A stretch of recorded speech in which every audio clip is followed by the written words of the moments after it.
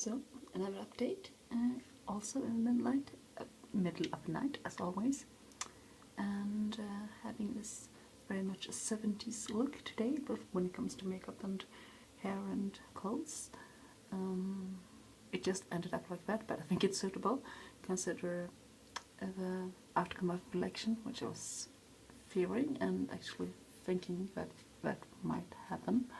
I'm not very surprised, I'm just a bit disgusted.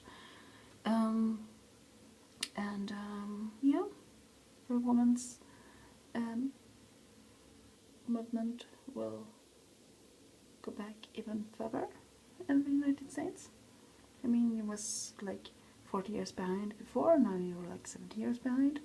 If any of the suggestions Mr. Trump has, especially when it comes to abortion and so on, it's actually it's on a level of most. It's a lower level than most world.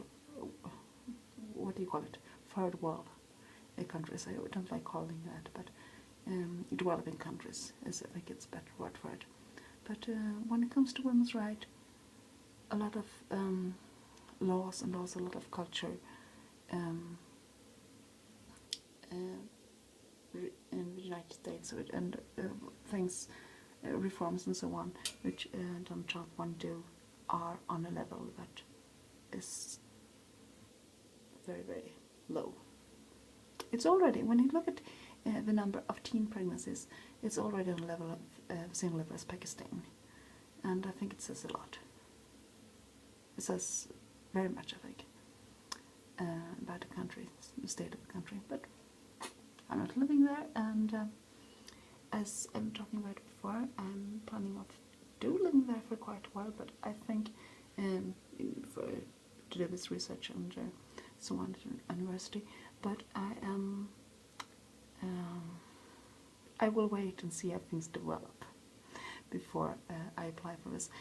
It's still, you know, in the future, and also to settle, or made my mind up about however I can have another child now, or if I'm brave enough to wait a year or two. I don't think I am, because I'm getting old. But yeah, and as you can hear in my voice, I'm having a problem talking again. I'm getting cold, and my voice still haven't recovered completely since the last time. So this is fun. And I've been home with Ro today because she has a fever. Fun.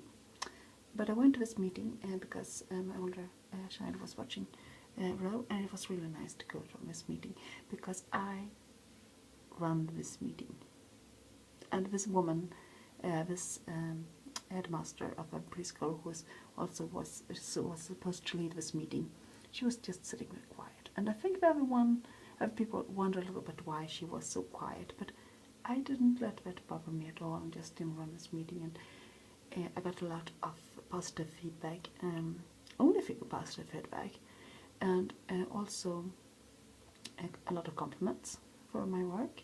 And also I managed to make sure that my award will get some education, some educations what we want to have for our staff. And my boss gonna be really, really pleased when she hear that. So that's good, great news. Another great news is that my next oldest, Saga, was contacted. I told you about this before, that they was modeled at my birthday for this company here in Malmö. But today, this person who they worked with them called and wanted them at a show in Stockholm, at a place called Berns in Stockholm, which is a really huge place. This is Saturday, so we're gonna fly them in and pay for, you know, the flight and the hotel and things like that. So it's nice, and naturally they're gonna get paid for it too. So it's a nice stepping stone on a modeling career, I think. And another thing I've been starting to do is I knit a lot and crochet a lot, as I talked about before, and there always yarn left, and I have yarn lying in different boxes for years now, since my big kids were small, and I don't want to throw it away because it's quite a lot, but I don't really know what to do with it either. And I have done a lot of other small projects like patchwork with crochet patterns and lots of interesting stripes and so on. And I think I made everything I can make that looks good out of this. So now just really bad looking ones left.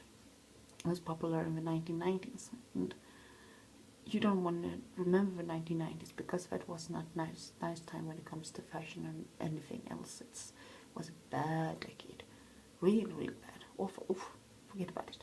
But anyway, I started to use this technique of making a bulk yarn, and this is hard to show, but this is very uneven because the yarn is very uneven.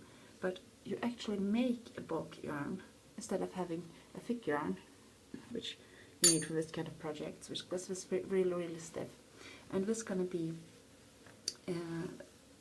this is the bottom, start of the bottom of basket for IKEA, and it's really stiff and hard. It's like a thick rug or something like that. And you simply fold the yarn when you do this, and ends up like, oh, it's hard to show. Ends up with like a loop. It's hard to show, but a loop. And when you pull, just simply pull. I can show you. Easier if you show it like this, I think.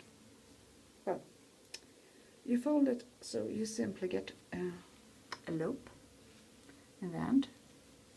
And when you crotch far enough to get to the loop, you simply just pull. This is something you really need a real camera to show.